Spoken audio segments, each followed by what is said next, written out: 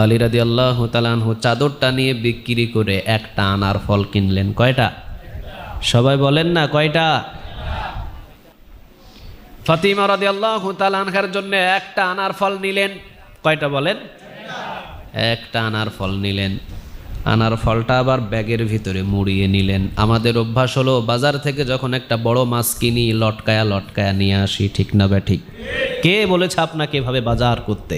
রাসূলের সুন্নতি বাজার হলো বাজার থেকে যেটাই কিনবেন ব্যাগের ভিতরে ঢোকায় আনবেন যেন কেউ না দেখে। জানেন এটা? আপনি 5 কেজি ওজনের মাছ কিনতে পারেন, অসুবিধা নাই, কিন্তু বাজারের ভিতরে ব্যাগের ভিতরে ঢোকায় আনেন কেউ যাতে না দেখে। আপনার 5 কেজি ওজনের মাছ আপনি ঝোলায়া নিয়ে আসতেছেন, হাজারো গরিব মানুষ দেখে তাদের কষ্ট লাগে, ঠিক না বে ঠিক? এই জন্য রাসূল বলেছেন যে কোনো বাজার থেকে ক্রয় করো বাজারের ব্যাগের ভিতরে নাও অথবা রুমালের ভিতরে বেঁধে নাও। কখন